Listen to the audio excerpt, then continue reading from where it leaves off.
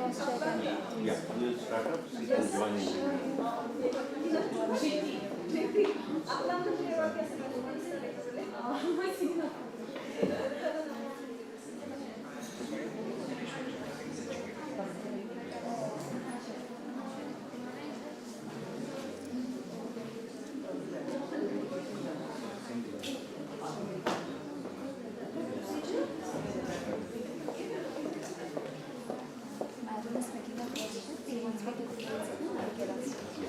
And when you keep on doesn't reach in time, what will you do is, in Salman's place, we use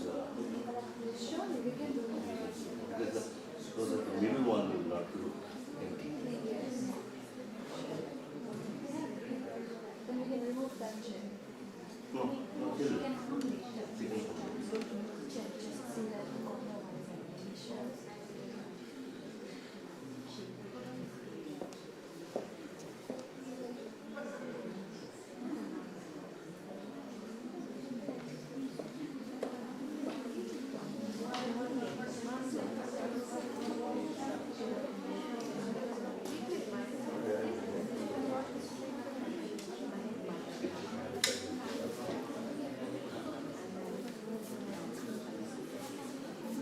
Recognize. Yeah, shall I call it?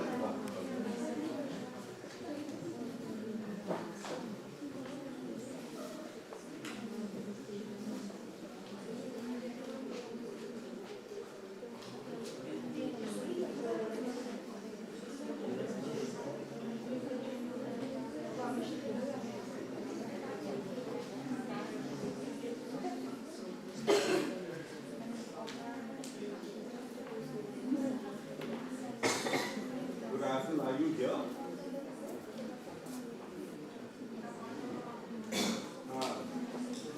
You have to come to something called CMS. so और आगे आओ वहाँ से something called CMS Hall.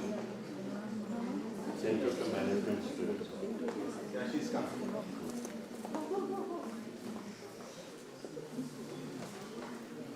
Is she on the way? Yeah, she's at Ranghar. Oh, this is this. We can wait for 5 minutes Yeah. before we I need a comment introduction. We can start with the introduction. Should I start? And unused introduction you can probably Okay. hold on till Hold for a moment. Sure. Which time should we?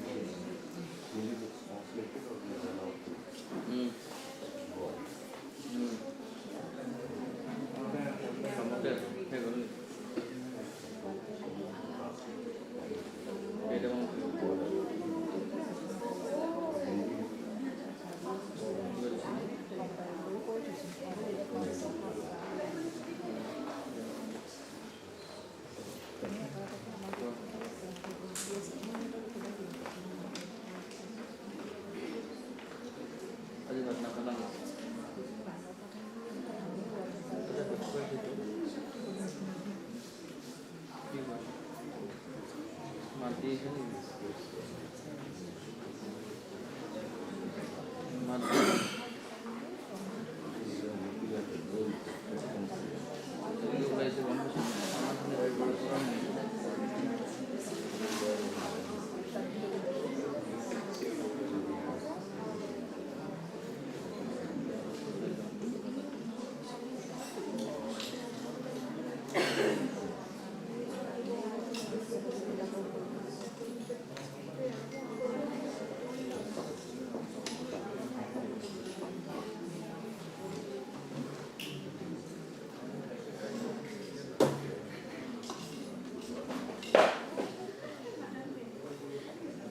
A very good afternoon, ladies and gentlemen, respected literary enthusiasts and bibliophiles, and to all my friends and students of Dibrugarh University. Welcome to Dibrugarh University International Literature Festival 2025, organized by Dibrugarh University in association with Foundation for Culture, Art and Literature.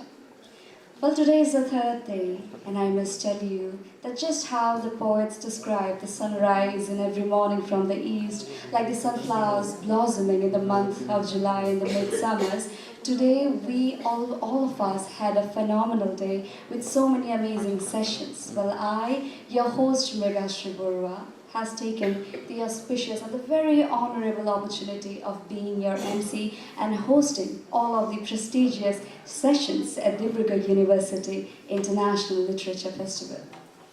Well, throughout the past days, we have been learning a lot about literature. We have attended many sessions about poetry. There were workshops about African literature. There were workshops on history.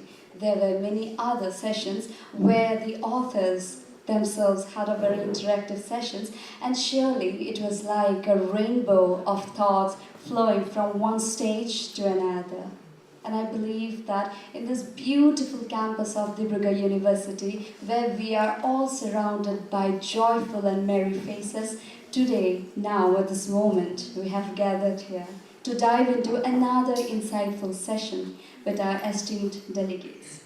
However, we have one of our delegates yet to arrive at the seminar hall, so we shall wait for a while, for a moment or so, before she arrives and we can officially begin the session. But before that, I would love to thank each one of you, respected esteemed delegates. Thank you very much for sparing your valuable time. I have read about each one of you before I got the opportunity or before I come up with the podium to speak about you. So each one of you have made your journey so remarkable and extraordinary. And for the fact that you have been inspiring young minds, you have been inspiring and grooming young hearts, the young readers, thank you very much for showing us the way, a new way, for helping us gain a new perspective towards life.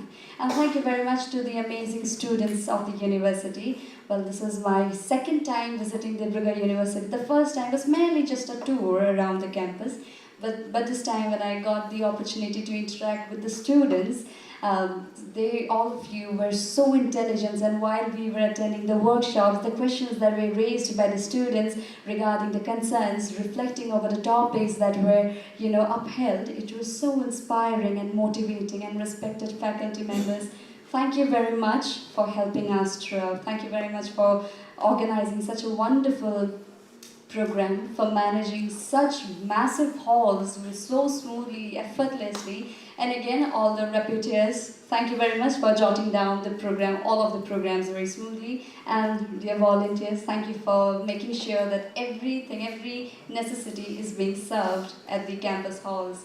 And well, I guess we are good to go. I'm not sure if I have yet received the green signal to officially begin. So I think we are good to go. Okay. Well, ladies and gentlemen, before we begin, can we have a big round of applause as we are about to dive into the flares and flavors of poetry. Well, when we talk about poetry, certainly we all of us have read poetry, and I also guess few of the students might also write poetry of their own.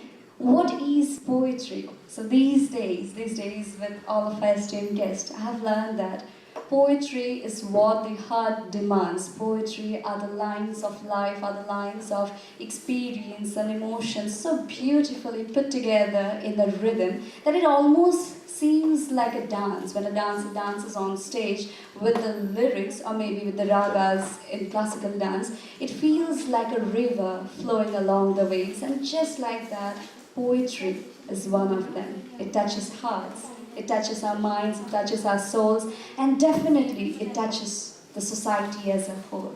Well, ladies and gentlemen, today as we are about to dive into the flares and flavors of poetry, I take the opportunity of introducing to all of you our esteemed delegates who will be coming over the stage and will be conducting a very meaningful session with all of you. With a big round of applause, may I invite on stage one of our esteemed delegates, Salma. Rajati Samsuddin is a Tamil writer and political activist well known by her pet name Salma. Overcoming orthodoxy, marital violence and confinement by her own society, Salma has become a spokesperson for women's rights. Her works have received acclaim globally and she is renowned as a sensation in contemporary Tamil literature. With 3 volumes of poetry, 2 novels, 2 collections of short stories, and a travelogue, Salma has made her remark as a distinctive Indian literary voice. Salma has been the recipient of several awards and honors globally. In 2007, the University of Chicago organized a seminar to discuss Salma's literary works. Her novel, The Hour Past Midnight, was shortlisted for the Man Asian Prize and for the Crossword Book Prize. In 2022, Salma's novel, Women Dreaming, was longlisted for Dublin International Literary Award. She was also the elected president of the Tamil Nadu Punampatti Town Panchayat for 5 years and served as the chairperson of Social Welfare Board, Government of Tamil Nadu. Salma's life have extensively been documented by British documentary filmmaker Kim Longinotto in her film Salma 2013. Ladies and gentlemen, we welcome on stage Salma.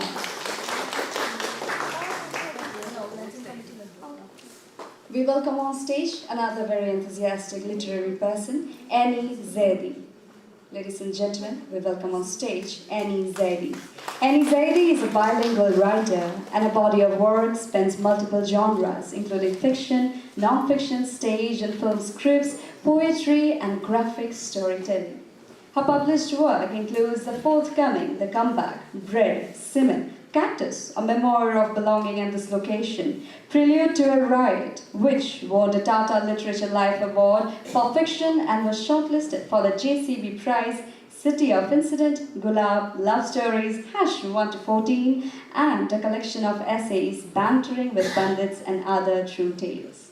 She is the editor of Unbound, 2000 Years of Indian Women's Writing, and has co-authored inter-genre collection, The Good Indian Girl. She won the International 9 Dots Prize 2019 for creative thinking that tackles contemporary societal issues. She has also received the Hindu Playwright Award for her drama script Untitled One. Her radio script, Jam, was named Regional South Asia winner for the BBC's International Playwriting Competition. She has written and directed the documentary film tracing the literary history of Indian women. In her words, The Journey of Indian Women, and was also written multiple short stories, including the story for the multi-award winning short Two-Way Street. Ladies and gentlemen, with a big round of applause, we welcome on stage another esteemed delegate present amongst us, Paul Lindo. Paul Lindo is a politician and bilingual writer of Khasi and English. His collection of short stories, Chityar Ki Khana Lindo, which he penned as a high school student, is now part of school curriculum in Meghalaya. His maiden bilingual collection of poems, Floodgate, Kakirdo, was published whilst he was in college. His poetry has been published in Indian Literature of Sahitya Academy, Poetry Chronicle, The Telegraph, Sunday Magazine, Dancing Earth, and Anthology of Contemporary Poetry from the Northeast, amongst others. Eminent writer Khushwant Singh introduced Paul to a wider audience through the review of the Shillong-based poets in the Sunday Observer in 1995. His latest work, A Return to Poetry, has received good reviews from the critics as well. Paul Lindell was also inducted as a part of the prestigious Khasi Authors Society in 2020. His next publication, a short story collection, will be out soon as well. He is currently a minister in the state government of Meghalaya.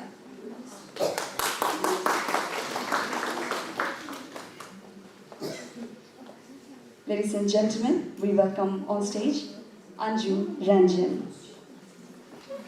With a big round of applause, we have amongst us our esteemed delegates Anju Ranjan, who is an Indian Foreign Service officer and currently posted as the Deputy Director General, Indian Council for Cultural Relations at the Ministry of External Affairs. She is a Hindi language writer with several books to her credit, including Prem ke Vibhinna Rang, Vishthapan aur Yadein, Wo Kagaz ki Kashti और Corona ke Dauran. Her upcoming books are Ek Rajnayak ki Corona Diary and Hindi translation of selected poems of Robert Burns. And ladies and gentlemen, we welcome on stage our respected moderator, Sri Satya Mohanty. With a big round of applause, may we invite on stage our moderator, Sri Satya Mohanty, who is a poet, playwright, novelist, and writer. A former Union Secretary of Education and Secretary General, National Human Rights Commission, he has been a regular contributor to various national newspapers. He was an Edward S. Mason Fellow at Harvard University and a visiting scholar in Special Program for Urban and Regional Studies at Massachusetts Institute of Technology. Post-retirement, he taught economics at an adjunct professor at Jamia Millia Islamia and Guru Gobind Singh Indraprastha University, Delhi. He is fiercely proud of his role as a public communicator. Ladies and gentlemen, with a final round of applause, we are so delighted to have on stage our esteemed set of delegates. But before we head on to the session, we have a very special thing to do, and that is Satya Mohanty sir has come up with his new book, and he has chosen this wonderful, the very perfect moment to make the release of his book, Unpolitically Correct, The Politics and Economics of Governance. Ladies and gentlemen, can we have a big round of applause, and can we head forward to the book launched by Satya Mohanty, Unpolitically Correct, The Politics and Economics of the Governance. I request our volunteer to kindly come forward, and I request all the delegates to please mark the remarkable moment.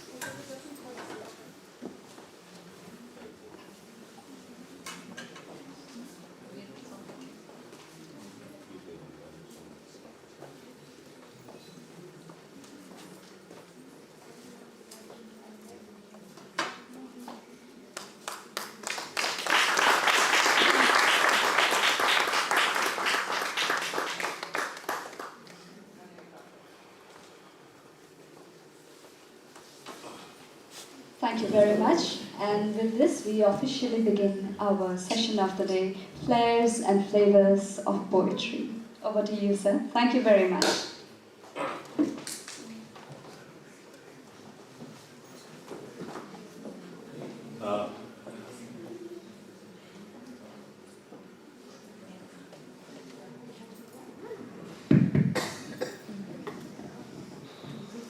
I welcome my fellow panelists here, and we are just late by 32 minutes. So accordingly, we will have to what they call the cut and paste a new system. The template will be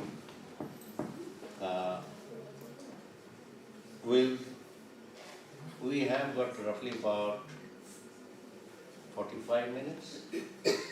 So assuming that we have 10-15 minutes for the audience for Q&A, we have got about 30 minutes. So naturally it is down to 6-7 minutes. Okay. And another difference here is that the facilitator or the moderator is also a poet.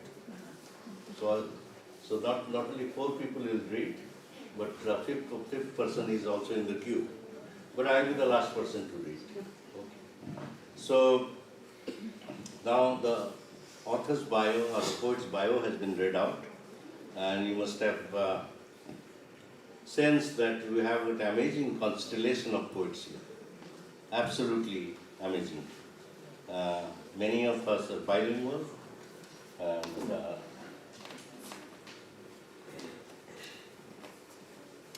so you will hear poetry not only in English, but some of them in Tamil and Hindi and in translation. So without much ado, let's then one more thing. After you read the poems, etc., one after the other, we can have 2 minutes for 5 poets to ask questions to each other. Okay? Every poet can ask the questions for the other poem. Okay? And then we'll throw it open to the audience.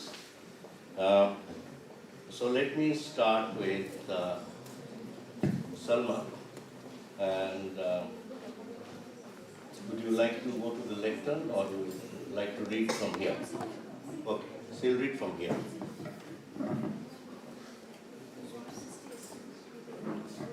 Thank you very much. First, I am going to read my poem in Tamil. என் பூர்வீக வீடு. முற்றிலுமாக தன் அடையாளம் இழந்து நொறுங்கி கிடக்கிறது முன்பு நான் இருந்த பூர்வீக வீடு. இன்று நான் அங்கு இல்லை எனினும் அது என்னோடு தான் இருந்து கொண்டிருக்கிறது, என் பாலிய காலத்தோடு. நான் பறந்து கொண்டிருக்கிறேன் தடுப்பு அரண்களுடனான அதன் வடத்தில்.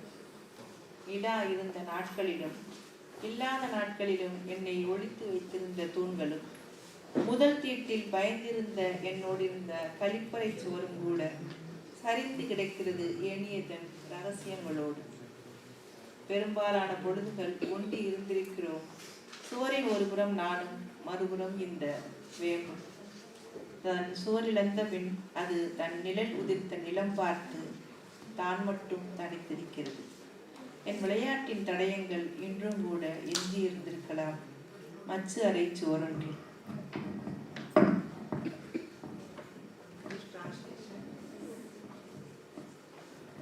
My ancestral home.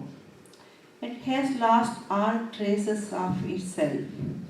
My ancestral home, where I once lived, lies crumpled.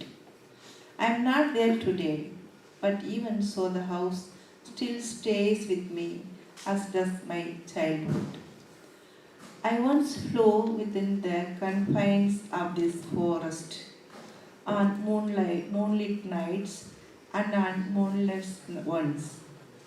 I find the pillars behind which I once hid have collapsed. So have the walls of the washroom where I had my first period and was terrified. The walls hold these secrets and others as well. On most days, we short sheltered me on one side of the wall and on the other side neem. Having lost this wall, the tree watches where its shade falls. It stands solitary. Perhaps traces of the game I played remain in the attic walls.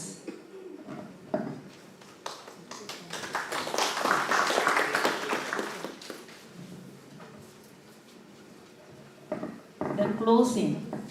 On the ruins of an open field, I built a fortress to protect myself now. Whoever calls, I will not open the fortress. You have taken by force all that I had in me time and time again. It's only now I sit upon this easy chair, legs stretched without the fear of anyone. Only now I feel brave, I feel safe. I refuse to let anyone in, and no one can claim anything from me. Unbearable, their screams, their noise, they don't allow me to rest. And yet, I carve out solitude from this bedlam. Sometimes I hear a surprisingly new voice someone has come to give me something. Fearing trickery of these invitations, I strengthened the walls of my fortress. It is possible some goddesses who lost their way ended up here have left.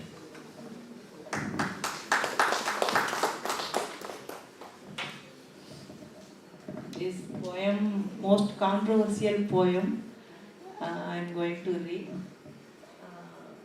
When it was 1992, I wrote it. A lot of criticism against this poem, and it translated so many languages also. I wanted to read this poem. Contract. Every time what Amma tells me in veiled subtly, Akka says in anger. Apparently, all the wrongs in the bedroom are mine and mine alone. Every night, the first exchange in the bedroom, so what today?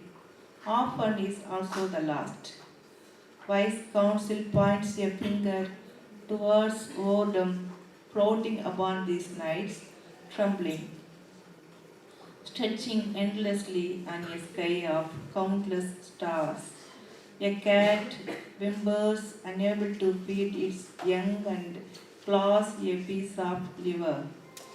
You too may have your complaints. My stand has been affirmed by time and history. In return for this love I received from you, muddied as it is,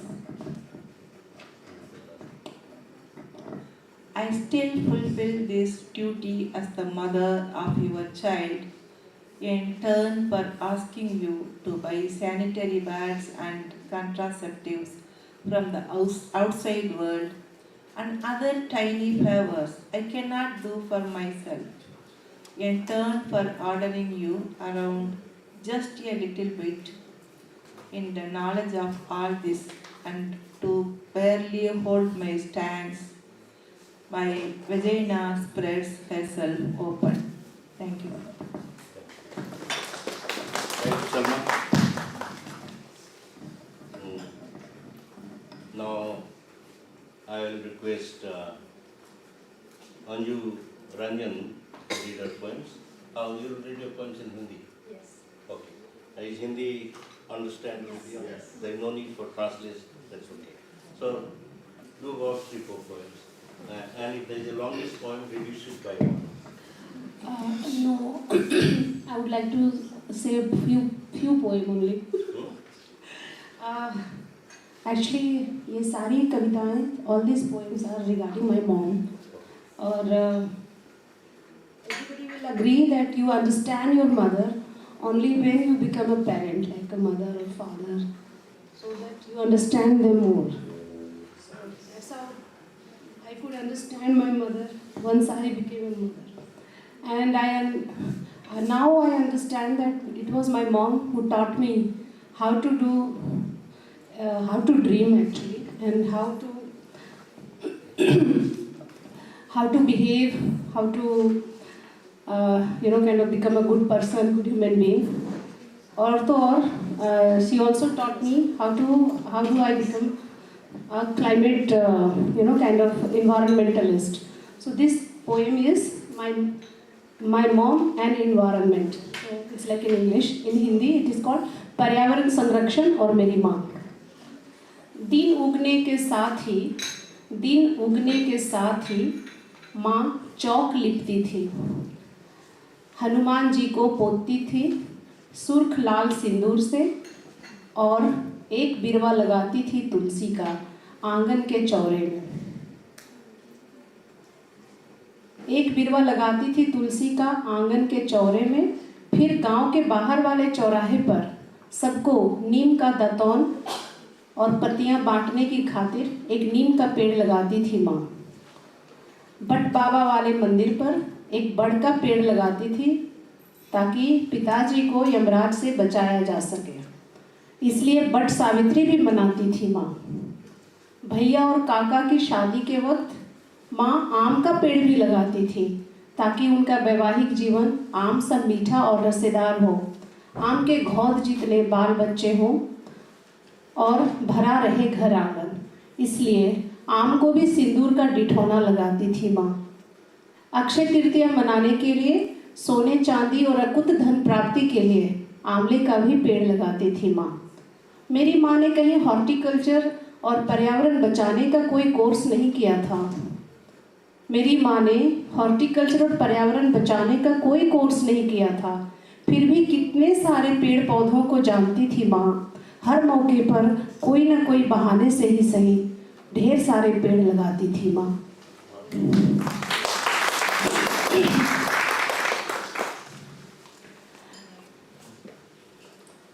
then अगर समय है तो है एक और समय, ठीक है। ये है जब भी मैं इंडियन फॉरेन सर्विस में हूँ और मैं घर को छोड़ करके, भारत को छोड़कर बहुत सारे देशों में रहती हूँ, अकेले रहती हूँ। और इतने बड़े हो जाने के बाद, अब मैं 50 साल की हो जाऊँगी, तब भी मैं माँ को मिस करती हूँ। तो ये कविता उसके लिए है। पहले, बहुत पहले टुप से नींद आ जाती थी मुझे। बिस्तर पर पड़ते ही कुंभकर्ण धर दबोचता था मानो। खरहरी खटिया, बिना नहाए माँ के शरीर के आंचल से उठती पसीने की गंध, एक ही कंबल में मारा मारी करते नन्हे नन्हे दर्जन पर हाथ पांव, और हम 6 भाई बहन एक दूसरे से लिपट बंध कर गर्माहट का हिस्सा दबोच ही लेते थे। फिर केंडुली को गोल कन खजूरे से नींद के आगोश में सो ही जाते थे। माँ शायद पूरी रात इधर से उधर किसी को झांपती, किसी को उघाड़ती तो किसी को मारती धिक्कारती रहती थी, पर हम टस से मस नहीं होते थे और गंध मादन से सोए पड़े रहते थे। अब भारी सिल्क के पर्दों से मेरे विशाल शयन कक्ष की आदमकद खिड़कियां ढकी हैं। बाहर से हवा के झोंके से पूरा बगीचा ही कमरे में घुस आता है और लवेंडर के भीगे परों वाले सुवासित तकिए हैं। नरम मुलायम बिस्तर है। गद्दे के भीतर बिजली से स्वचालित वातानुकूलित गर्माहट है और पूरे बिस्तर पर मेरा एक छत्र साम्राज्य है। इस छोर से उस छोर तक रात भर करवट बदलती हूँ, पर न जाने क्यों नींद नहीं आती। अक्सर माँ याद आती है और उसके आंचल की गंध पागल सा कर जाती है। सोचती हूँ अगली बार माँ की साड़ी ले आऊँगी और उसे ओढ़कर नींद को बुलाऊंगी। Thank you. This is the last one, if you permit. Yeah. This is like when I became foreign service officer. I remember that मेरी माँ जब मैं बचपन में पढ़ती थी लालटेन में, और मेरी माँ खाना पकाती रहती थी लकड़ी के चूल्हे में, ये तब को याद करके मैंने लिखी थी। मेरी माँ थी माँ जैसी, जो सजती थी छोटे से आईने के सामने, बिंदी और काजल लगाती थी, अल्पना और सोहराई उकेर कर कच्ची दीवारों को दूधी माटी और गेरू से लिप कर घरौंदे जैसे घर को सजाती थी। माँ बाड़ी में साग सब्जी उगाती और धुआं खाकर खाना पकाती थी। सुबह मुंह अंधेरे मुझे उठाती, उनिंदी आंखों पर पानी मार कर मेरा मुंह धुलाती थी। स्कूल बैग, नाश्ते का डिब्बा और पानी का बोतल पकड़ाती थी। बस में बिठाकर मुझे पीपल के पेड़ तले हाथ हिलाकर रोज विदा करती थी। माँ कभी थकती नहीं थी। शाम को उमगती हुई फिर से चूल्हे के पास कॉपी सिलेट किताब लेकर मुझे बिठाती थी। गलत सलत मेरी इंग्लिश की टिप टाप से माँ खुश हो जाती थी। लाल आग की रोशनी में माँ की आंखों के झिलमिल आंसुओं में उभरता था एक इंद्रधनुष मेरी जिंदगी के सपने का, और माँ थी इसलिए खुश हो जाती थी। Thank you. Thank you, Anju. And these are the poems which must have resonated in everyone. And now I have the privilege of inviting Annie to read her poems. And she is a very, hardly any award is left for her to win. Okay. So please listen to her poems.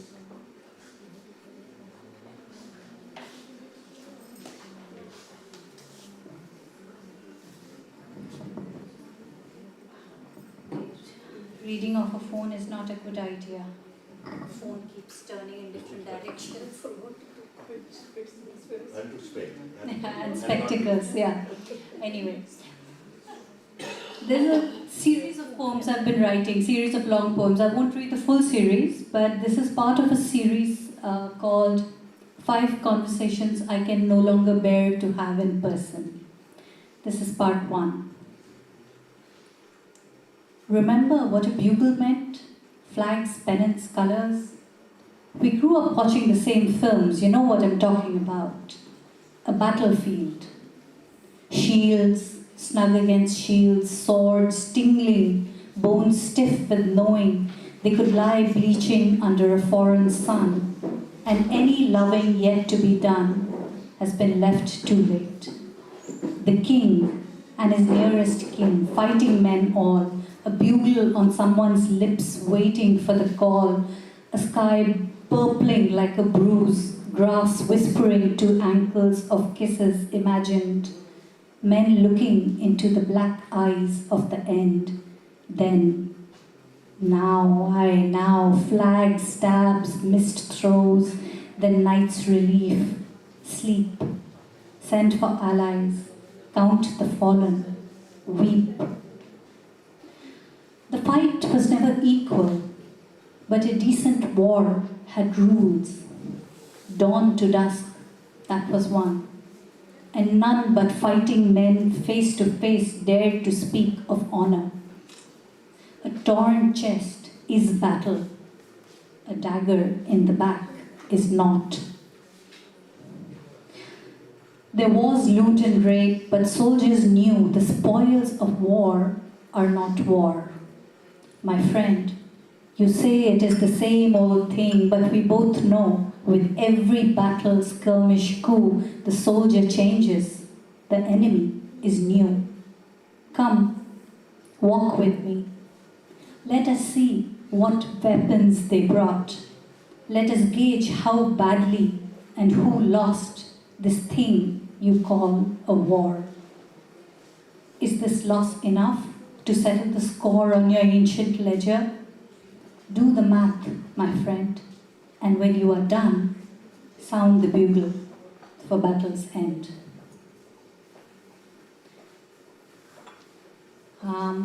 There's another part of the same series. I'll read the 3rd poem of this part. I will not make the cut us and do we not bleed argument. Can you imagine the horror if one of us failed to bleed from a cut? My argument is, we also bleed when one of our brothers cut us, and you bleed when your own cut you, and quite often they do. Another poem I'm going to read is called There Was a Country We Could Have Been. There was a country we could have been together, utterly shapeless and well past reform, a laughing country with as many sides as a well-cut diamond, tumbling valleys, rusty lakes, rivers above, seas to the right and left. The world would look at us and lust for this land, glistening emerald and sapphire, sitting in the sun, rocking on its heels with night's cool laughter. How they'd hate us and how they'd long for a warmth, our winking and getting by. If the mist came down real thick some morning with the blinding rain and the mountains plush and forest thick and the bears standing guard while everyone else was busy fighting, could we be our country yet?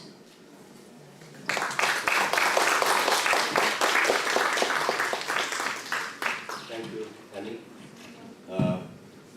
That is the reason why you should write more poetry. And lay claim to whatever prizes are left with poetry. May I request Mr. Paul Lindo to read his poems now? And let me tell you that something which most people might be knowing but may not be knowing. He wrote a short story when he was in class 8, which is prescribed for class 10 students in Meghalaya. Thank you for that introduction. I'd like to begin the poem that pays tribute to feminine beauty. It's called She. She weaves poetry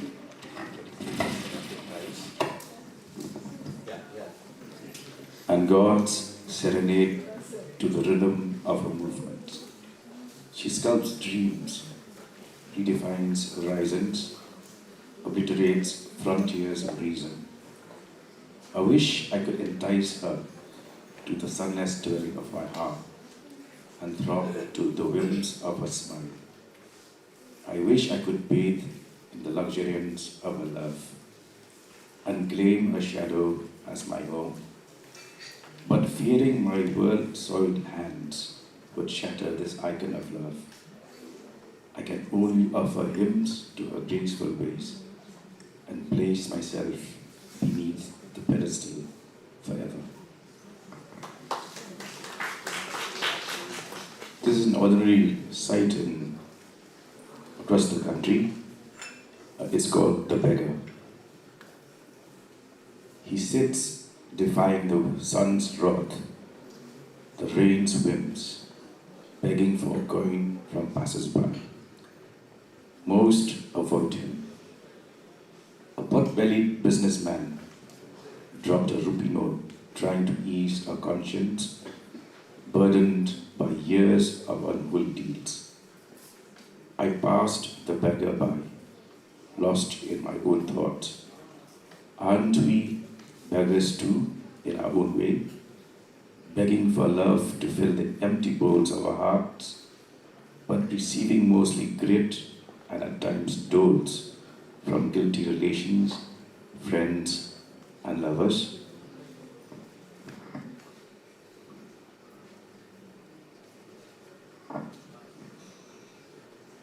This poem is also the title of my collection of latest poetry. It's called A Return to Poetry. The morning newspapers, with their menu of violence, scams, and deception, constitute my breakfast. In the bus stop, men huddle to debate another possible fall of the government, and words like sacrifice, loyalty, and trust are liberally bandied about, like free condoms in an AIDS awareness campaign. In the ruling party room, warm handshakes and embraces barely clothe poisonous sabers, eager to draw blood. And words of camaraderie ring empty, like the used teacups. Conversations drift, and once more the topic shifts to profits and deals. I can only return to poetry, my long-lost friend of lean evenings and futile days. Poetry, comforter of a desolate heart, salve to a maddened mind. Poetry, refuge of the pain-burdened, fine wine for thirsty lips. Poetry, let your wings shelter me, and in its folds let me find a retreat for lost souls, an asylum whenever my faith in humanity ebbs. Thank you.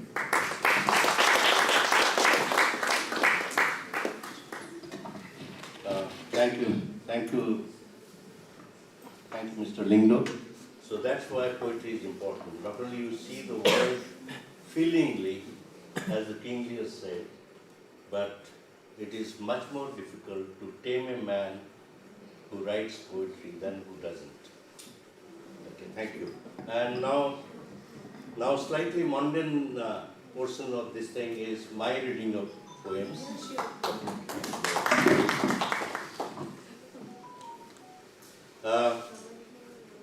First poem is the poet. The first poem is The Poet and the Poetry. This is from my debut volume, and this is one of the poems I am yet to be assembled. Normally, poets forget about the first volume. Interruptions are life, while living is the intermission. Pins stuck in the record disc cut off the garbled noise that is the beginning of a new song. Past collaged without pattern, future crafted in disarrayed belief, we are experimental in between. Sharp beauty of the right word, thoughtfully juxtaposed with lines in jams, jump out with their simmering beauty. Someone will read, most will not, but the poet will revisit them, surely for their bemused soul. Poetry as the bestseller is beyond the poet's bowshot or the scattershot of the eternity. But someone will read, pick a line or two, will be touched to become someone more.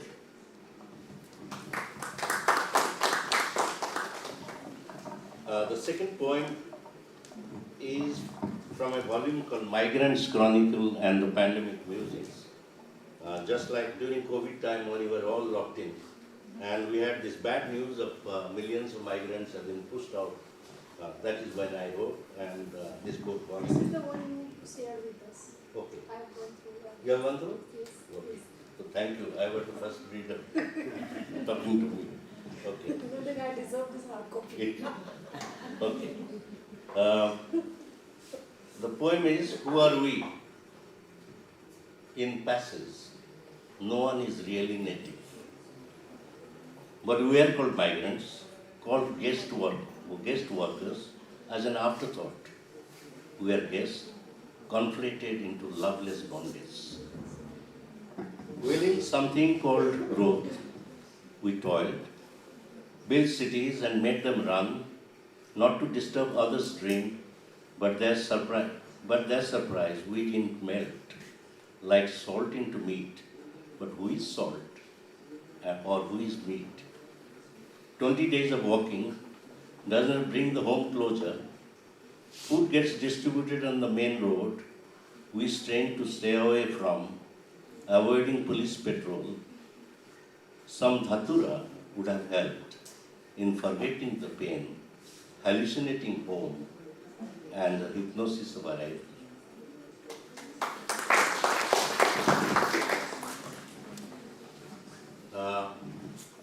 In my forthcoming volume, which is yet to be published, okay, it's in the pipeline. There is a person known as a country with a new name. Okay, there is a poem called Patriotism. I'm reading that poem. Patriotism is a predator that stalks with the eyes of tricolor. A paintbrush to pour color on the tabula rasa of mind, wiped clean of history, experience, and wisdom.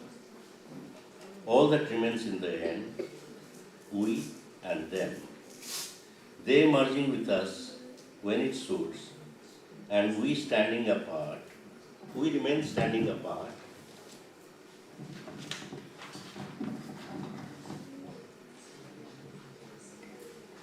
When their hearts are to be carved to find a blackened soul of a nation as dark as charcoal.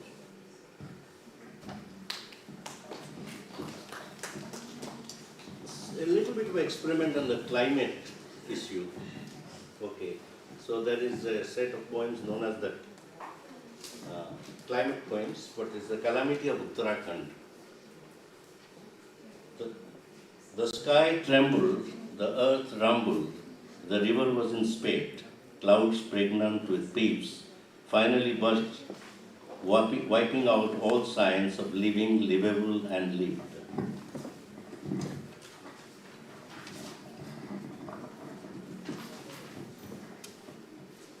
Dying 1,000 lives is no curse. Dying 1,000 lives is no curse. People reason about what nature wrought.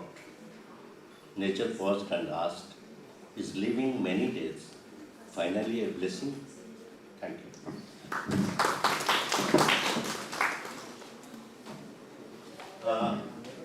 Now, before we throw it open to others, I think we as poets who have come together here deserve to understand each other slightly better.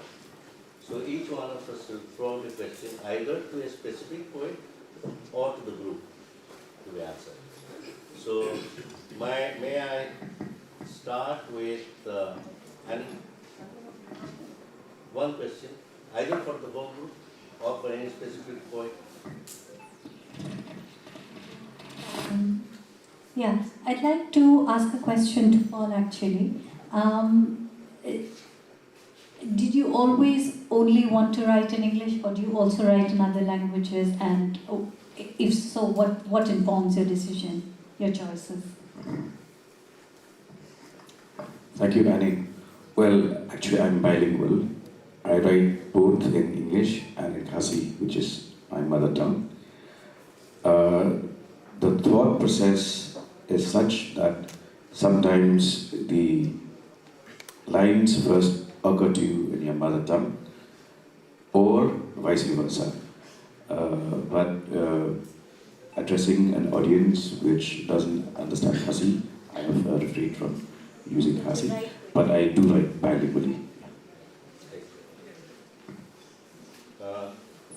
Now, may I request Anju to ask? To the group or to any? You can ask Salma, you can ask Paul, you can ask. I ask you. Okay. And Nadi. So my question to you, I read the Poem on the pandemic, and also you have so when you were writing this poem, I don't see a hope actually in those poems. I think I don't see that the people who have gone on the train track and then got killed and all. So why you always write the sad poem actually? So that's the question. Indian spin trick, this question is a tricky question. Actually, I do not write sad poems always. But this was a time I was really, disturbed. I was really disturbed, and why I was disturbed? Oh, everyone was disturbed, everyone. And those are really bad days, in the sense you are in lockdown, you do not know, and there are all the reasons for me to go away also during that time. I have all the reasons, because basically respiration problem. I'm a smoker, I'm plus 60. So all the reasons, and so naturally, maybe that thing got in, but the point is, my attempt here is to get into the mind and the soul of migrants and what they're feeling. And there is nothing beautiful about it, and there is nothing hopeful about it. That's why it turned out. And so even when I indict a particular institution or particular situation, I make sure that at least in that volume some poems of hope will be there. But that didn't happen here. That didn't happen. Thank you. I hope you understand. Yeah. Yeah. Salma, you know, Why you should not frame your English translation? I can't understand Hindi.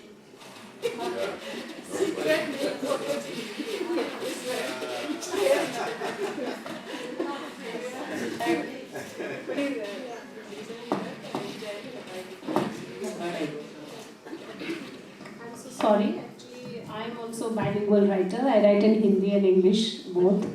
So, but here they said it is the flair and flavor of poetry. So I thought I'll read out my poetries only. I have translated Robert Burns, which that biodata was a bit outdated. So actually my book was launched yesterday by Sahitya Academy. They published my book, and I have a copy here. So maybe if the chair permits, we can get it launched again and then I can give it to you. So this is like first time I translated Robert Burns into Hindi. 20 poem of Robert Burns from Scottish English. So I think I have done a great job. Thank you. But Salma has a legitimate question. Okay. She needed a little help with regard to this. And her poems, when she read in Tamil, she took care to translate. I'm sorry for that. I think that you understand Hindi. So I thought that okay. So sorry. I'm also partly Yeah, from from Tamil Nadu we don't know Hindi. Single word we don't.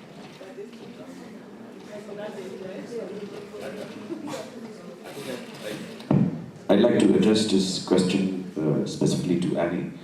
Listening to your poems, I find them very catchy. Would you call this process of your writing, would you say that it's more a discovery or more an invention? Or is it a mix of both? I think a mix of both. I'm a very experimental writer. I like playing with form, and I've also been a journalist. So I think as I go along, when I work in one form, something of one comes into the other. So a lot of my journalistic instincts actually come into my poetry. The sense of questioning, the sense of observation and research and all, that often comes in. And I like to also play with that a little bit. So we are done, and we will throw it open to the audience, or is there anyone who is left out? Well, if I can ask Salma a question, I've been reading you, Salma, for many years, almost all since I started. I'm a big admirer, of course. Do you feel like your writing has changed in the last 15, 20 years? The way your poetry, has it changed in some way?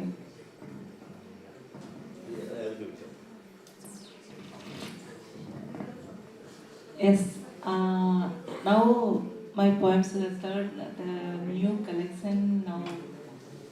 So many poems translated in English now. These poems not like now old poems I read now, but new poems are different. Talk about any social causes and issues and recent times political issues also I wrote. Now changed because at that time I had loneliness, I had some violence in my life and confined in my life and everything was there. Now my poetry changed. Thank you. Now it's time for taking questions from the audience who have patiently heard us for more than 45 minutes now. So can we have the questions? And of course, don't forget, after Q&A is over, Anju's book will be released. It's a bonus.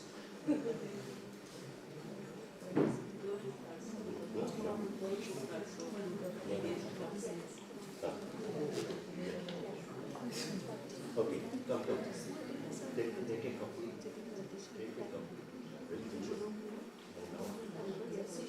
Ask for the questions.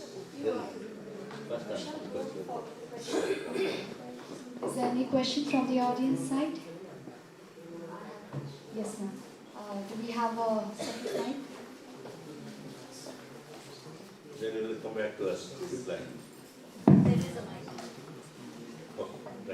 Thank you so much to all of you for the wonderful reading of your poems. Since we're talking about multilingual poetry writing and we're talking about translations as well, and as Anju ma'am, you pointed out about the flares and flavors of poetry being sort of coming out only in, say, a particular language, so to say, because you recited your poems in Hindi. So I just want to know, when you write a poem in, say, your mother tongue, and then that gets translated, do you feel that there is something lost in translation, or how do you sort of bridge that emotion? Or how do you make sure that the emotion that you have emoted while writing in your mother tongue sort of gets translated in English or in any other language, so to say? And I'm sure, like in all other discussions in translation, this issue does come up. But as poets, as creative individuals, how do you sort of deal with this challenge, or say a more expansion of your literary sort of rights, so to say? Yeah, I mean, this is a question for everyone. I would like to hear from all of you. What is your take on it? I think most of us are bilingual here. Okay. So we have this problem, but the point is, I'll just tell you, during COVID time, I got 15, 20 of my old poems written in Odia. So I rang up to my publisher, Eureka Moment. So I said, I have got 20. All I need to do is to write 10 and publish a book. He said, no sir, you have moved up from your language. That is no longer your language. Okay. By that time I had published 2 books. So I said, that is no longer your language. Don't struggle with it. Get the feeling out. And whatever language you are most comfortable, that is it. It is probably better to entrust it to another person to translate than you trying to translate. Because the poet trying to become a translator becomes a diminished word. It is much reduced. So you entrust it to another professional translator. That is my thought. Yes, it's difficult. We could not bring the same feelings in the translation, especially in Tamil. Tamil is the very ancient, old language. The language is very lot of interesting words we could not bring in other languages. That is the main issue. My lot of poems translated in Hindi and some other languages, but I'm never happy about that. But we don't have any choice. That's the translation is always translation.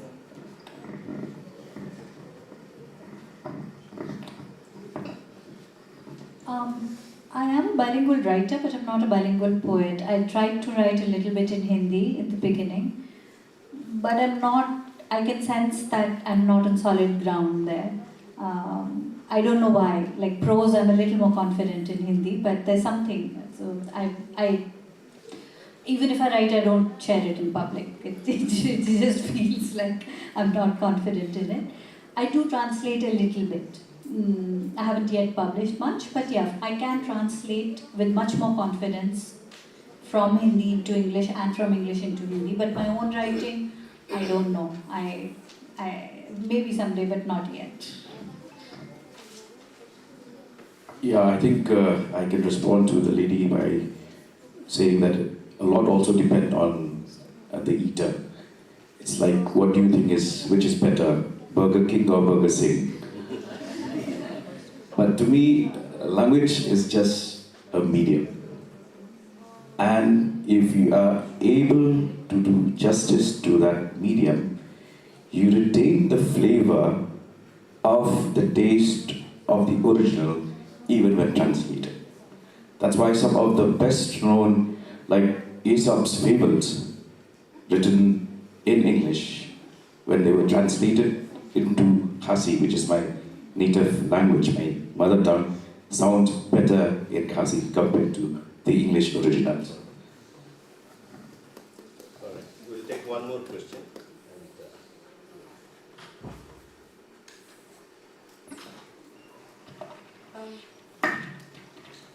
I don't know.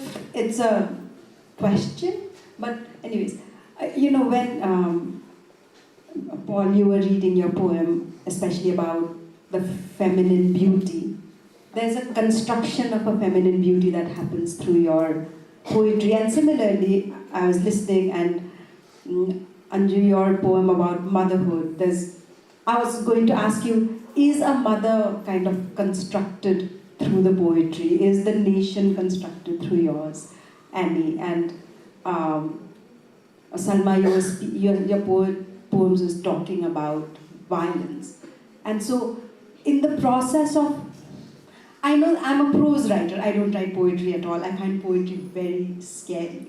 And because I think there's so much of, in such a short period of space, so much is getting constructed and so much is happening out there. So I don't know, I have no clue what my question is. My question to all of you is the process of writing poetry, in that process, do you end up creating the thing that you're talking about?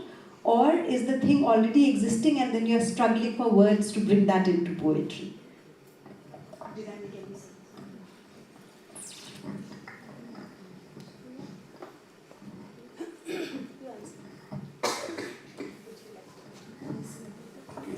They'd like the man to take the lead in answering to the question on feminine gender. Okay, I'll say this. I belong to a matrilineal society, which means we trace our descent and our lineage from the mother. That's why the female, the mother, the woman, is held in very high esteem in our society. But coming to your specific question, I think the construct is already there, the form is already there, the shape is already there. We only mold that shape, added color, added vivacity, added more flavor. Thank you.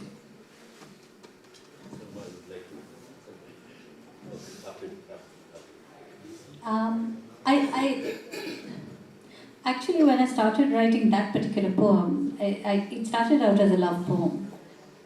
Somehow it became something else. So I don't know. But I do think that things like nationhood and motherhood also is a construct and it is an ideology. We can only respond to it. And I mean, we're sitting in university, I'm sure there are students of sociology, gender, etc. They must be studying these as constructs and as ideologies. So as poets, I think we can't get away from it, but I don't know if, at least consciously, I don't construct, but maybe the construct is there. I wrote this poem for my mom actually, and it is like I feel when I write poetry, I feel that as Mr. Paul said that the construct is already there, shape is already there, form is already there, but what I feel, maybe there is a big elephant in the room and I just see the ear of the elephant or something like that. So I try to like describe the ear. And maybe I try to describe the elephant, but I can only describe the ear.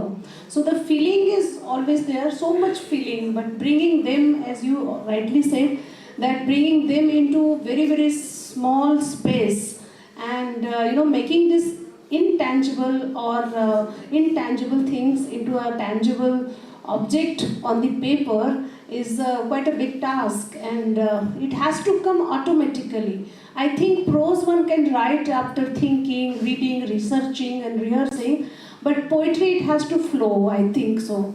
So I think those who write poem, it is all automatic. I can't say that you can go for the search of the word, like one or two words you are missing and all, you can think of, you can add it later or something like that. But it has to flow, it has to come automatically. Sometimes in the midnight I feel like writing, then I get up and I write. Sometimes for days and months I don't write. So I don't know, like this kind of experience many writers will have, or many writers may be systematic also. I am a very lousy kind of writer. Thank you. Most of the time my feelings I'm trying to write, but same time not only feelings, not end up I think so. Sometimes we need some political lies inside we need. My poems sometimes I started with my emotion, then I finish with some political status. I think this is the last question we'll take, and my take on that particular thing is, yes, it comes constructed to you, but poetry is also wordsmithery. So you are putting words there, and while doing it, it transmutes itself, and you are constructing too. That will be my thing. So it is both. It's both. It comes from. And with regard to words coming, the words are coming in your mind. Except for a few words with few gaps here and there, they don't let you, quietly sit down. They will repeat you. You get your cadence in the mind. So that's how the poetry comes out, and it pushes you to the corner, saying that take me out. And when that thing is happening, you are also constructing. So that will be my take on the matter. Thank you. And now. Sir, I want to ask a question.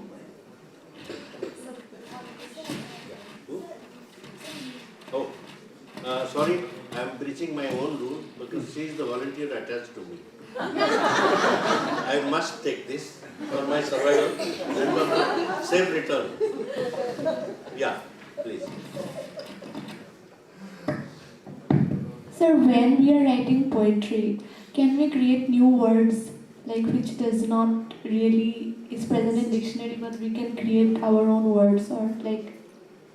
Yes, you can. You can. But you can, but will it fly? In the sense, if you are a well-known poet, that word will be accepted. If you are not that well-known, you will have to struggle. Maybe when you get well-known, that will be accepted. But so don't be deterred by that. Whatever comes to you to create, keep on creating. Thank you. Can I also add one little bit to that?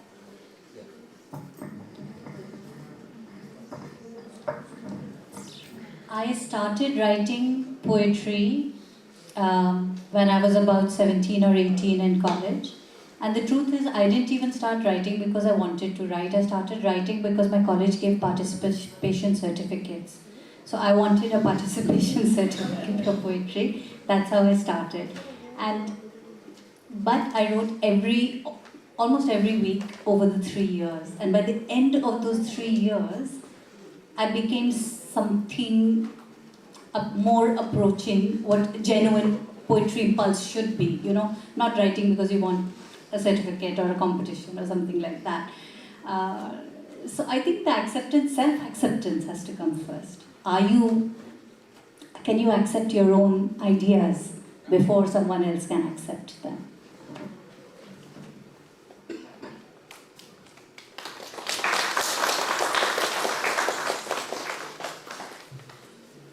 I guess we have wrapped up the Q&A round. Thank you very much. But before we wrap up, now we are about to make a very good gesture, that is the launch of Anju Ranjan Madam's book, the 20 selected poems of Robert Burns. Well, ladies and gentlemen, I request everybody to kindly give the big round of applause as we are about to witness that very memorable moment. And to do the honor, may I request Srimati Anju Ranjan Madam, and along with her, the other delegates. Please do the honor, sir. First again. Okay, two up.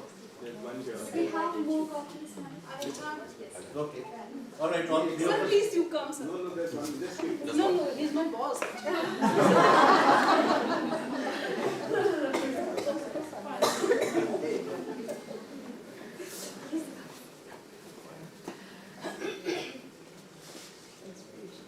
Give to us. Yeah. Someone. Yeah. No. 2% can go to the book.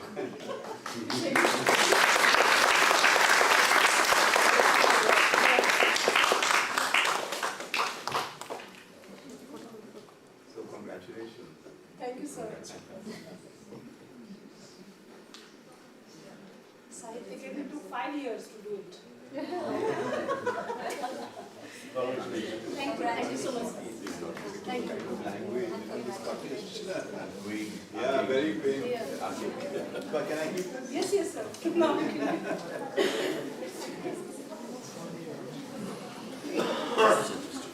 you so much. You get children. We all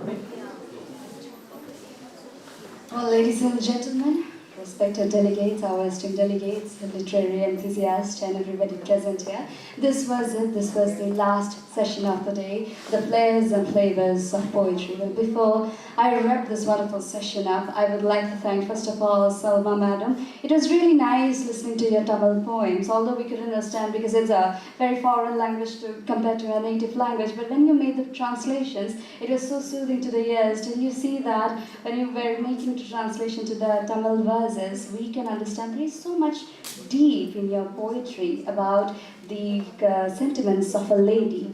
Then again, Anju Madam, thank you very much. When you recited all the poems about mother, it just made me, recall one of the very beautiful lines. I remember, वो जो हर आंगन में खुशियाँ फैलाती है वही तो है माँ, और आपने अपने कविता के द्वारा इतनी सुंदर तरीके से फरमाया कि हम सभी को भी अपने माँ की याद दिला दिया आपने. शुक्रिया उसके लिए. Annie Zaidi, I remember I hosted your session yesterday, and she pointed out one of the very core important aspects of being a writer and a reader, that is write from your heart and write with authenticity. And today when you recited the poem about the war ground, when you talked about the political boundaries in such a poetic manner, that where are we heading, what is the victory and what is the lose actually, who is a winner and who is a loser. Ultimately we all lose in the war of ego and anger. And Mr. Paul, thank you very much for describing about the feminine beauty.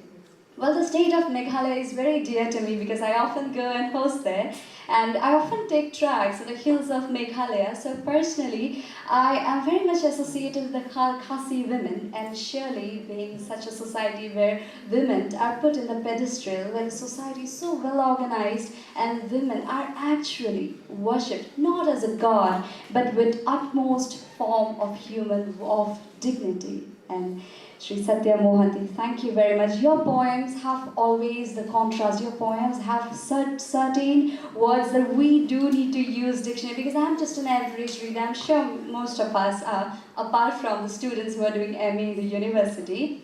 So sir, your words have so much weightage, and today when you so beautifully recited the dichotomy of patriotism, when you have recited through the poem, and when you again recited the poem of nature, it just makes us realize how your thoughts, how your thinking has just crossed the borders than one can even imagine. We are so grateful. We are so honored to have all of you as our delegates, as our esteemed guests on the panel today. We are so honored. And congratulations for the book launches, Anju Madam, Satya sir. Thank you very much. And thank you to all the respective guests sitting in the front rows. I'm very sure all of you must be really tired with all the management and doing so many sessions, but once again, but still you all are here, patiently sitting and enjoying the session. It really means the world to us. And all the students, thank you very much for showing active participation, volunteers, our repetitors, and the faculty members. And last not the least, I, your host, Mrigashri Borwa, takes a leave and officially ends the session of the day of Dibrugarh University International Literature Festival 2025, organized by Dibrugarh University in association with Foundation for Culture, Art and Literature, DULIT, where words weave words. Thank you.